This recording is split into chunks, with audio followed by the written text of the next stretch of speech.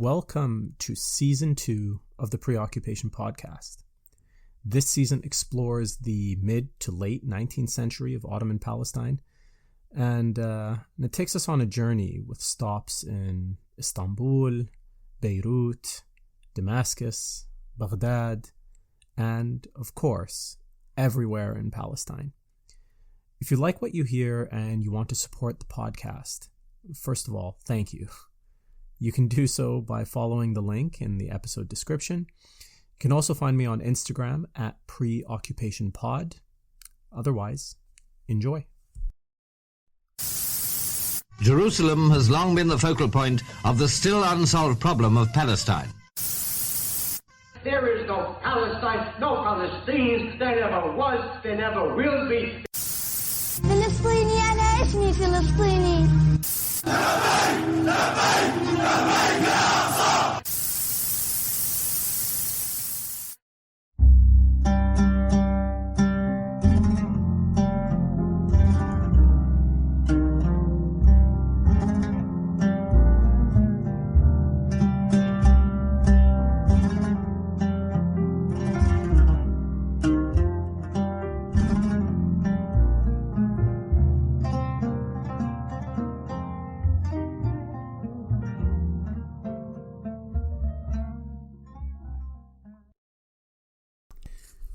If you'll recall from all the way back in the earliest episodes of Season 1, I introduced you to Palestine's social classes. I introduced you to the urban notables who, whether it was in Al-Quds or Nablus, they derived their legitimacy from their noble lineage, their role as religious scholars, and their position in commerce. Then there were the Fallahin, the peasants, the group to which the vast majority of Palestinians belonged, who held their place in the social hierarchy through their strategic use of violence, and they were able to keep their own tribes held in place by projecting that violence inward. Lastly, there were the Bedouins, a semi-nomadic people who reigned supreme in the large swaths of territory between the nodes of urban development. These groups, particularly the urban notables and the Fallahin, were locked in a web of social and economic interdependence, while the forces of modernity struck these groups in very different ways. Unlike many things in Palestine, the winners, they won big, but the losers, they lost virtually everything. Now, I know that at the end of the last episode, I said that I would be speaking about Palestine's less fortunate populations next, and that really was my plan. But as I started putting that episode together, it turned into I think by the end of it, like a 12,000 word monster. And after a quick social media survey, I discovered that most of my listeners would find the 1 hour episodes a little easier to digest. So, this is now a 2-part episode, and in the first part, I'm going to focus on the urban notables and their response to modernity. Creatively, the story just kind of worked better this way, but I can assure you that the next episode, inshallah, will deliver what I promised. So let's get on with it, shall we? I'm going to start off here with just a brief reintroduction of the urban notables.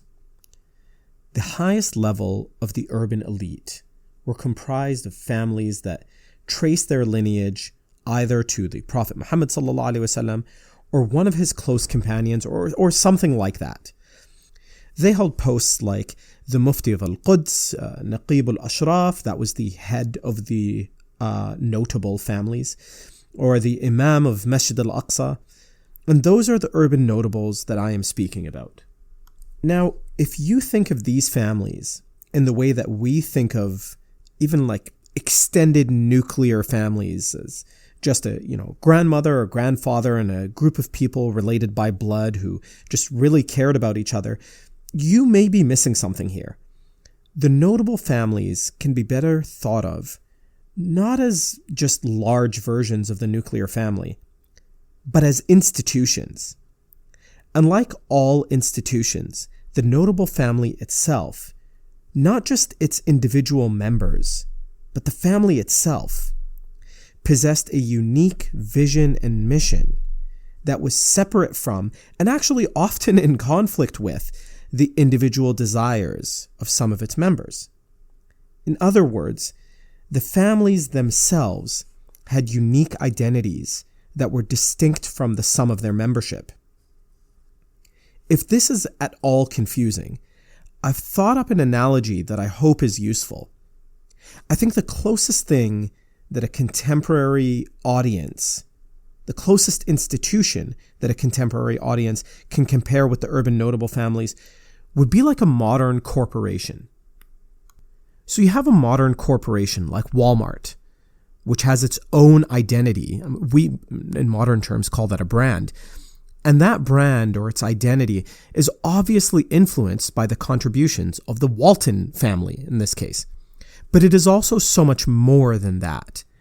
I mean, Steve Jobs was the founder and CEO of Apple, but Apple Computers had an identity that was unique from Steve Jobs. And that is because every product, every document, every meeting, every product launch, all of this goes into building the overall identity of the corporation. Well, when it comes to the notable families of Palestine, they too had their own identities. An identity that was more than the collective desires of its living members. These notable families were vessels of past knowledge. A knowledge which was sometimes stored in physical documents that the families kept in their possession. By the way, just by way of example, when the founding father of the Husseini dynasty, the Husseini family, received an official appointment to the post of Naqib al-Ashraf, that document remained in family possession. But sometimes this knowledge could simply be passed down just as a family story, something that was told at the diwan, and these could be cautionary tales about a course of action taken by an ancestor that irked the Sultan or started a war. Each little bit of knowledge, though, stored in the family's collective memory, goes on to permanently alter the way that that particular family pursued its goals of advancing the interests of its members. All right, so from now on, when I talk about the notable families, it would really help if you thought of them not just as families, but as institutions. And so with that out of the way, I'm going to make a big claim right off the bat. Considering the scale of political, social, economic, and technological change that came to Palestine during the period of the Tanzimat, you may be expecting an hour-long podcast about how this conservative group of traditional notables failed to adapt to the times and were swept by the wayside. But it's precisely the opposite. There is no group of traditional leadership that I can think of who adopted to the challenges of modernity better than the Palestinian notables. None. They responded to modernity, quite honestly, almost as if they saw it coming. And I invite any of you, all of you, to do a deep dive into the late Ottoman Mashriq. And that is the part of the Ottoman Empire encompassing modern-day Syria, Lebanon, Jordan, Palestine, Iraq, the Arabian Peninsula. And try to find me a group, an entire subset of a society who did a better job than the urban notables of Palestine in adapting to the changes of modernity. And there was just nothing inevitable about this. And I should be clear, this does not apply to all of the notable families. Modernity brought with it challenges that forced the notables to make very difficult decisions. And some families, just off the top of my head here, like the Al-Qasim family and the Nimr families of Nablus, they just could not get on board with the intrusive nature of the Tanzimat. And so they were, really to a large extent, left behind. Others, like the Abdul Hadis, also incidentally of Nablus.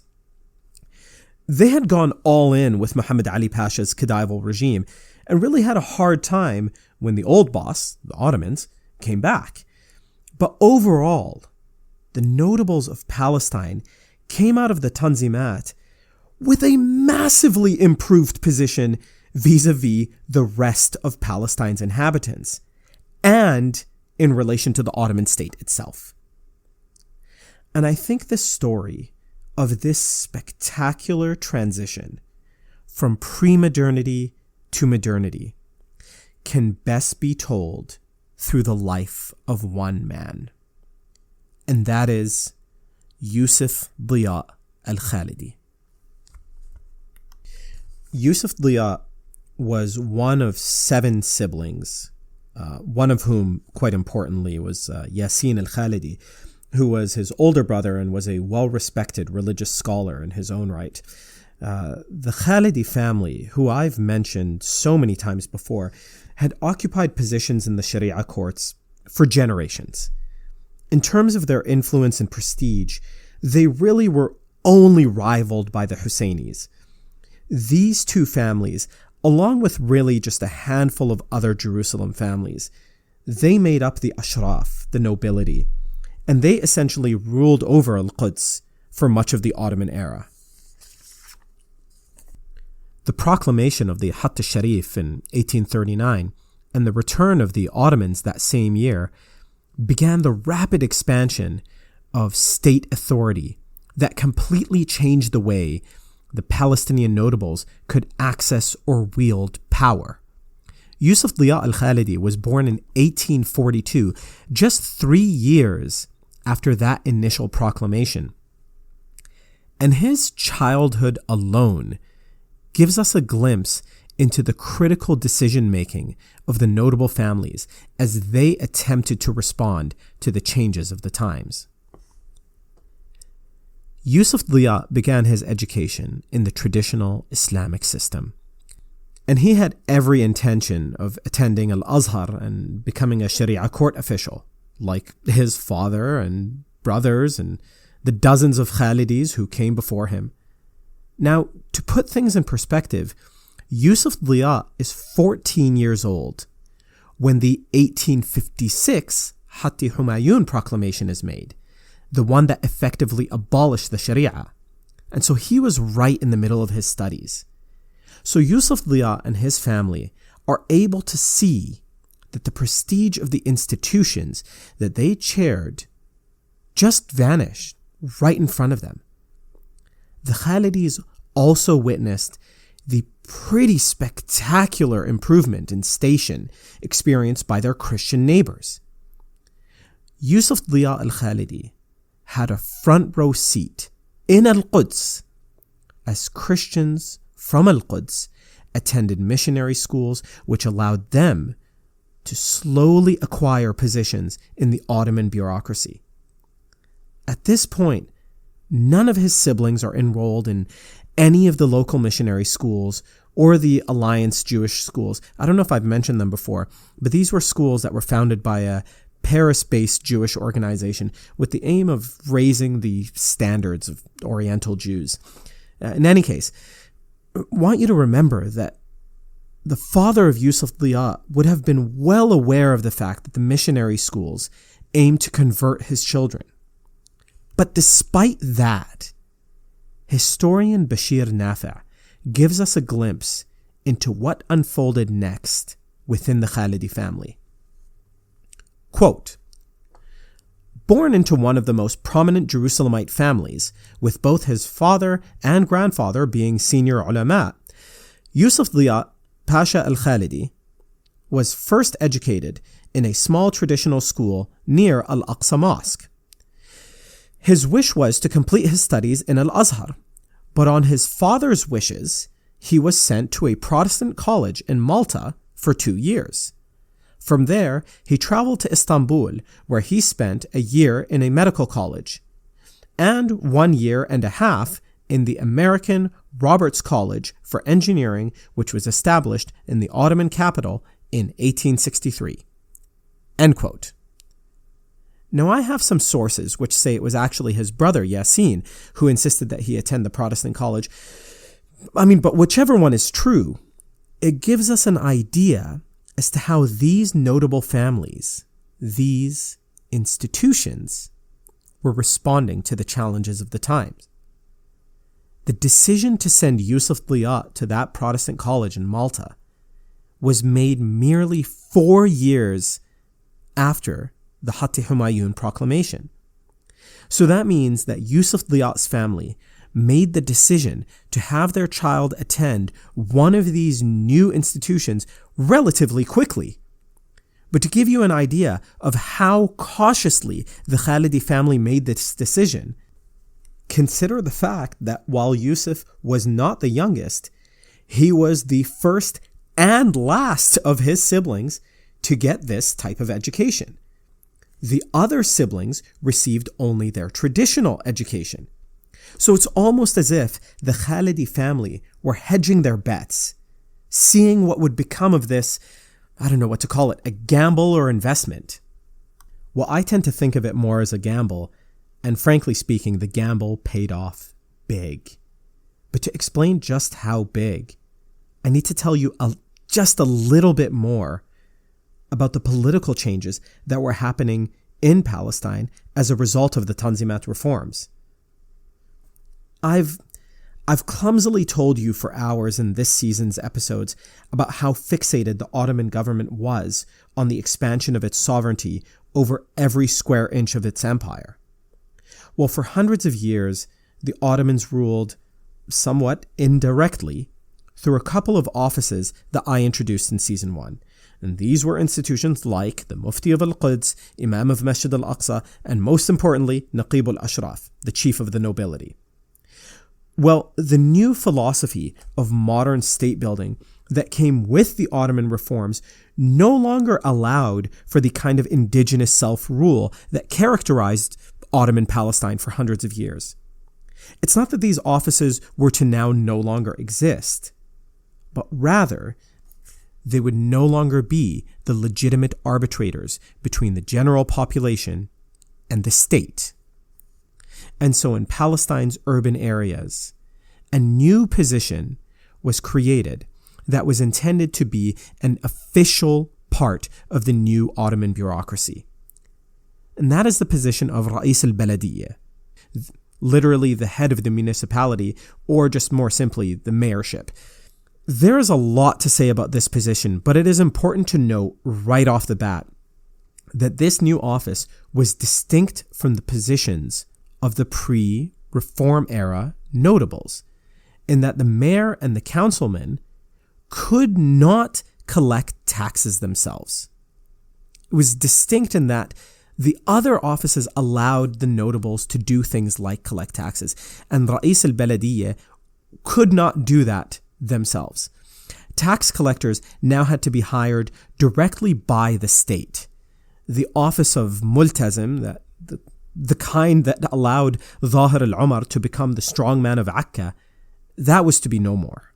And yet, the mayorship and the municipal councilmen that, together with the mayor, rounded off the local leadership, became a new seat for the notable families to compete over. The first municipal building opened in Jerusalem in 1863. And it was actually the first municipal building to open anywhere in the empire outside of Istanbul. Well, in 1867, Yusuf Diya Alkhalidi became mayor of Jerusalem, one of several Ottoman positions he would hold for the better part of the late 19th century. The story of Yusuf Diya really is the story of Palestine's notables. Because just like the Khalidis, many of Palestine's notable families all across Palestine were nimble enough to plug their children into modern institutions, recognize the new positions of power and prestige, and catapult their households into the region's future. In Nablus, it was the Tuqans and others who successfully made this transformation. In Jaffa, a city that I will be speaking about a lot more in the next episode. About half a dozen notable families, including that of Sa'ad and Abu Khadra, they were the ones who emerged as the new Ottoman elite. In Haifa, the Madi family, descendants of the Mufti of Atlit, who brought down Haim Farhi all the way back in season 1, they took their place as the elite in the modern era. And in Gaza, the Shawwa and Husseini families, not to be confused with the Jerusalem Husseinis, they also followed the same recipe, retaining their status as the premier families of their towns. For reasons that will become clear in the next episode, this new reality, this world wherein households competed for mayorships and positions on the city council, created a clear social, political, and economic battlefield that allowed for the various families to compete with one another, but to do so under a legal framework that had much clearer rules and limitations than the pre-modern era. And again, I'm going to repeat what I said at the beginning of this episode. When the Ottoman reforms began, there was just no guarantee that the notable families were going to survive. There was nothing inevitable about their successful transition. And yet, successfully transition is precisely what many of them did. The outcome being a relatively minor game of winners and losers. I mean, sure, they lost some of the privileges that they enjoyed for hundreds of years, but in this new world of nation states, particularly one predicated on equality, the nobility were bound to lose some privileges. But all things considered, they came out as big winners. Yusuf Diya's coronation as mayor made him effectively the new leader among the notables of Jerusalem. And this reinforced the Khalidi family's position as arbitrators on behalf of the High Porte. And this moment, which was undoubtedly a major victory for him and the entire Khalidi family, can really almost be thought of as the moment that the notables emerged from the fire of the reforms with their skin intact. This moment in history, with Yusuf Diya becoming mayor, was symbolically captured with one massive change. A change that you could actually see in old photographs if you have access to them, and they're available even today. In 1861, a new headdress was introduced into the world of Palestinian notables, which locals refer to as a Tabush. In the West, it's known as a fez. And Ottoman reformers introduced it as the new marker of Ottoman modernity. Having made its introduction first in Istanbul and Cairo in the 1840s, it made its way to Palestine in the early 1860s. And by the time this first municipal building opened in 1863, the Tabush had swept through the urban notables of Palestine, as if to coronate them upon their successful emergence from this wild reform period. They had done it. From turbans to Tabush, from religious clerics to bureaucratic clerks, the notables of Palestine and their new mayor, Yusuf Alkhalidi, came out as winners. And again, it wasn't just Yusuf that came out as a winner, but his entire family. I mean, through my research, I stumbled across a book called Petitioning the Sultan by Yuval bin Basit. And buried within its pages are petitions made by residents of other towns against Yusuf Alkhalidi. And these petitions claim that he was using his positions to advance the interests of the allies of the Khalidi family. And honestly, I just have no doubt that Yusuf Alkhalidi did, on some level, operate as a blunt instrument of the Khalidi family institution, just like the good old days of the Palestinian notables, but now with even more state legitimacy. So on some level, when you look out at the new political landscape of Palestine and the late end of this reform period, you find a notable class that is very similar in composition to the pre-modern ruling class. But I want to give you the impression that the composition of the ruling class was exactly the same as it was at the beginning of the 19th century. In fact, it was different in a few key ways. And I'll tell you a couple of stories to help you make sense of this new elite. Between 1867 and 1868, Mayor Yusuf Alkhalidi was involved in several important projects in and around Jerusalem. One of which actually was the establishment of an Ottoman state school, the kind that I introduced in the last episode. Well, he played a central role in securing the local funding that was necessary to make these schools even viable. And as the face of an institution as famous and well-liked and well-understood as the Khalidi family, his association with the school probably went a long way to quelling any fears that local families may still have had about sending their children to such an institution. But much to Yusuf's dismay, the High Port did not make him the school's administrator upon its completion. Instead, in Yusuf Diya's own words, the authorities brought in a, quote, Turk.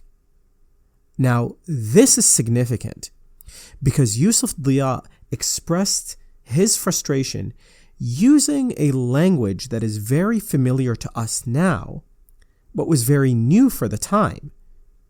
In order to explain why this is significant, listen to this quote from Palestinian historian Dr. Muhammad Musleh.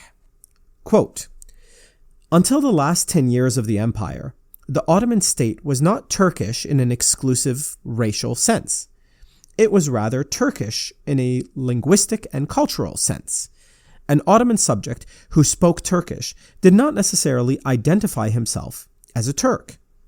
He was rather an Ottoman subject, even though he would racially be Greek, Serb, Bulgar, Romanian, Turk, Arab, Kurd, or Armenian. End quote. Now, I don't know for sure if this school administrator was an ethnic Turk or simply someone who spoke Turkish. I suspect it was the former, since Yusuf Diya himself and many educated Palestinians at this time would have spoken Ottoman Turkish. But what makes this distinction so significant is that for Yusuf Diya to identify this ethno-linguistic distinction means that he was aware of his own peculiar Arabness. Do not misunderstand this to mean that Yusuf Diya and the new Palestinian notables were Arab nationalists. Yusuf Diya lived and died as very much a loyal Ottoman subject. I only mean that he was aware of his Arab identity, and this was new. Another way that this new Ottoman elite was different was in its religious composition. I mentioned over the last few episodes how the demands of the Ottoman state required an educated elite to help support the modernization campaign. And I also mentioned that, largely due to the presence of European and American missionaries, Christian Palestinians benefited, frankly, disproportionately from the new educational landscape. The result is that the new Palestinian notable class expanded horizontally, if you will, to now include a collection of notable Christian and to a lesser extent Jewish families as well. These Christians in particular and their children attended the same schools as the Muslim notables, lived in close quarters, and for the remainder of the Ottoman era would live deeply interwoven lives with their Muslim neighbors. To give you a real sense of this new cross-sectarian brotherhood, I'll share with you one of my favorite stories. But to do so, I'm just going to need to set the scene a little. In much the same way that Yusuf Alkhalidi was the scion of the Khalidi family, the Husseini family, who is just just a hair slower at responding to the changes of the Tanzimat, they also eventually managed to produce their own cream of the crop candidate, and his name was Al-Hajj Salim Al-Husseini.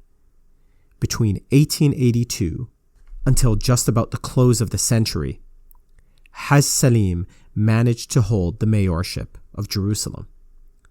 Contemporary accounts paint a magnanimous figure, wildly popular mayor who is widely loved, and in fact widely loved by different segments of Jerusalem society.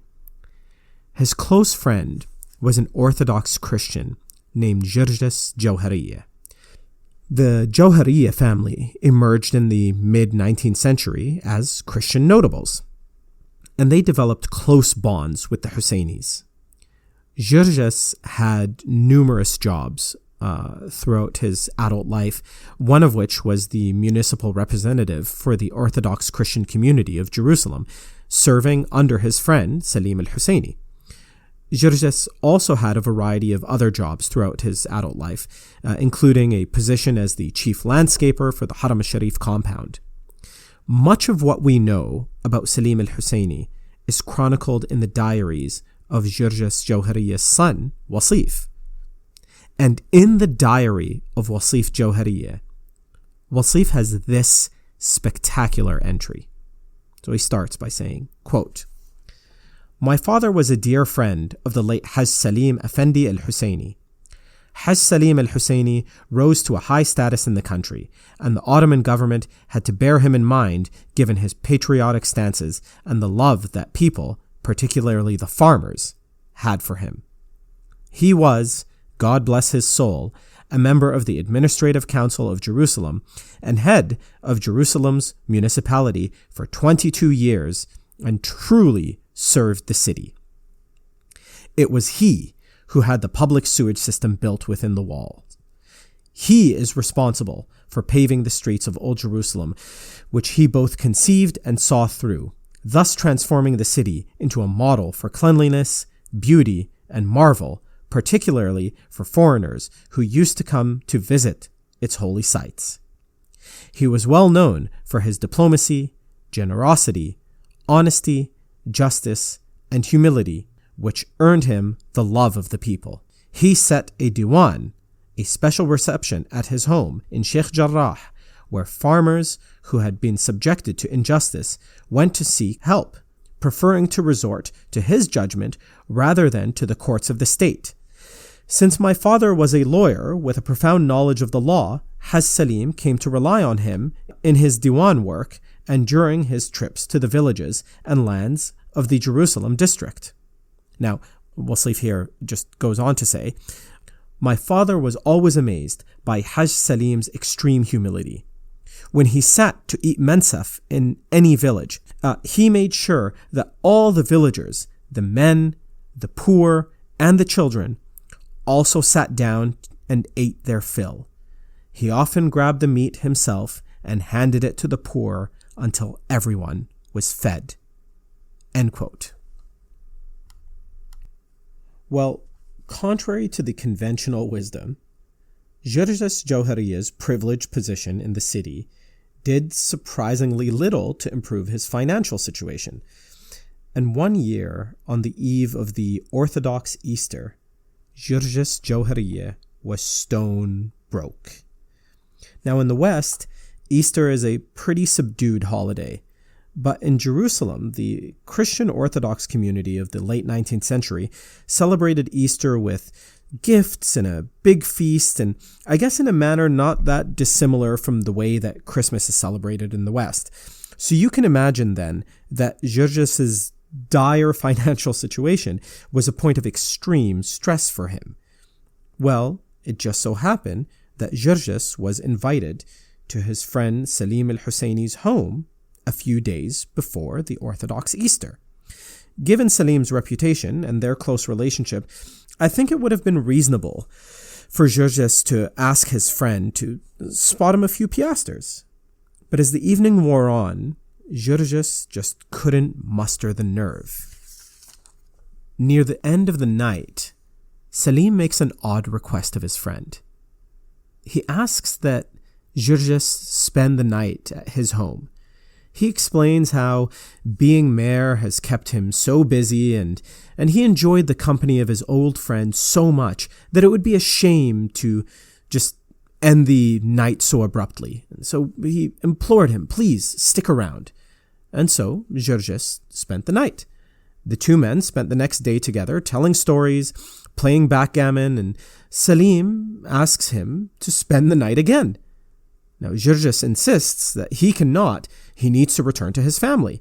Plus, Jurgis adds, tomorrow is Good Friday, and he needs to return for the Orthodox Easter.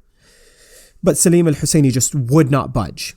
He insisted that he stay another night, and tomorrow afternoon they will both make their way to the old city. And they'll part ways when Salim al-Husseini goes to attend Salat al-Jum'ah, the Friday prayers at Masjid al-Aqsa, and Jurgis will go to worship at the Church of the Holy Sepulchre. And so, that is what happened. The next morning, the two men made their way to the old city and parted ways. I'll let Wasif Jawhariya himself tell us what happened next. Quote, as my father entered the house, my mother met him with a smiling face. This is too much, Abu Khalil. Abu Khalil was the kunya of Jurgis Jawhariya. It was his honorific. So she says, this is too much, Abu Khalil. What did you buy all this for? She said, pointing to the provisions placed in one of the hall's corners.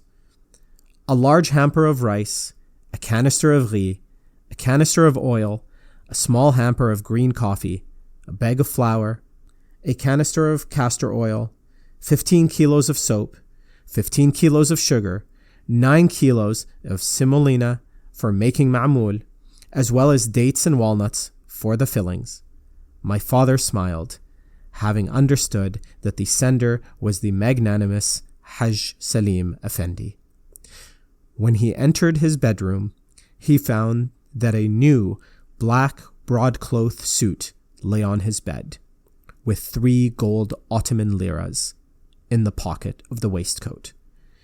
This is but a small picture of the strong ties between my father and the venerable Husseini family of Jerusalem, and how friendship used to be.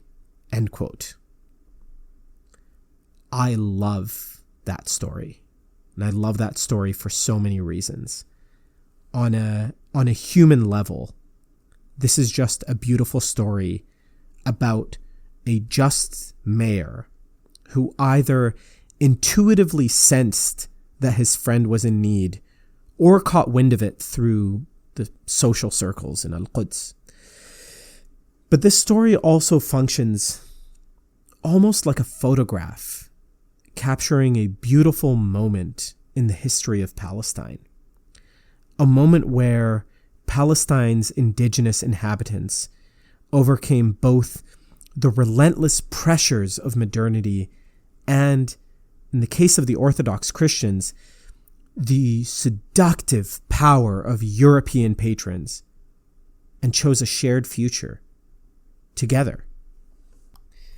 You know, I find this time period so refreshing. I love thinking about it. I love getting lost in it. I love talking about it. And I think there's something quintessentially Palestinian about my particular brand of nostalgia.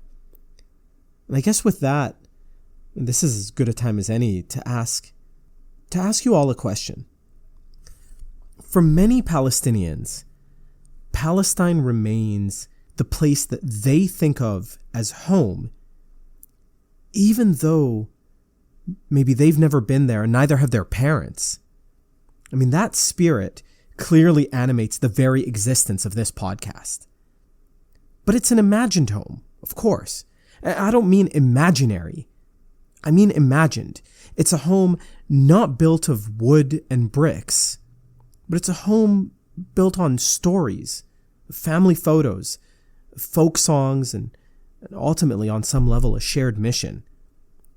Well, I want to ask, how far back do you think you could travel in time and find a Palestine that still felt like home? How far back in time do you think you could travel and speak with a Palestinian who you felt was familiarly Palestinian?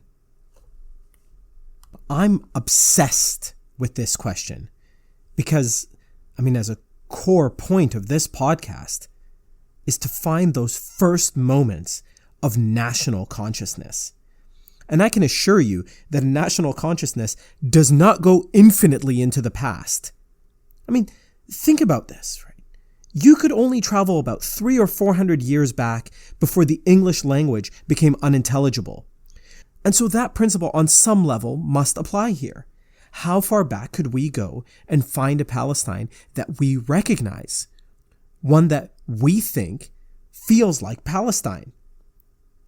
Well, with that in mind, I'm going to make another bold claim this episode. And this is perhaps my boldest claim. I think it is precisely at this juncture of the story of Palestine that contemporary Palestinians can look out and see something that they recognize as intimately familiar. And so, I would like to coronate Yusuf Alkhalidi and Hajj Salim Effendi Al-Husseini as the honorary first Palestinians. Now, before anyone misunderstands me, please hear me out. A nation can be best described as a group of people rooted in a particular geography with a common story of the past, a common understanding of the present, and a common vision for the future.